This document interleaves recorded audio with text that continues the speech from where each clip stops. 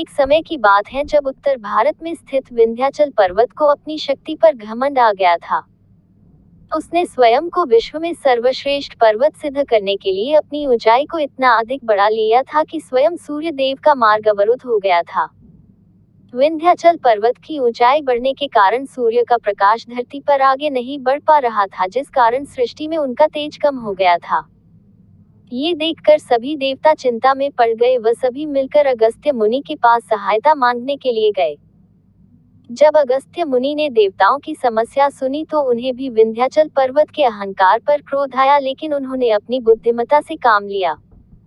वे स्वयं विंध्याचल पर्वत पर गए व उन्हें आगे जाने के लिए मार्ग देने को कहा। अगस्त्य मुनि ने विंध्याचल पर्वत से कहा कि वे दक्षिण भारत में जा रहे हैं व उसकी ऊंचाई के कारण वे उसे पार नहीं कर पा रहे हैं। विंध्याचल पर्वत अगस्त्य मुनि के प्रभाव को जानता था व उसे उनकी शक्ति का भी ज्ञान था, इसलिए उसने ऋषि के जाने के लिए स्वयं को झुका लिया। इस पर अगस्त्य मुनि ने विंध्याचल पर्वत से कहा कि जब तक वे दक्षिण से पुनः वापस नहीं आ जाते तब तक वह इसी अवस्था में ही रहे। विंध्याचल पर्वत ने भी ऋषि की आज्ञा का पालन किया। उसके बाद से अगस्त्य मुनि ने अपना आश्रम दक्षिण भारत में ही बना लिया व वहीं रहने लगे।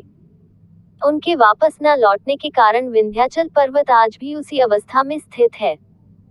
इस प्रकार अगस्त्य मुनि ने अपनी बुद्धिमत्ता से विंध्याचल पर्वत के अहंकार का सदा के लिए नाश कर दिया व उसे इसी प्रकार हमेशा के लिए छोड़ दिया।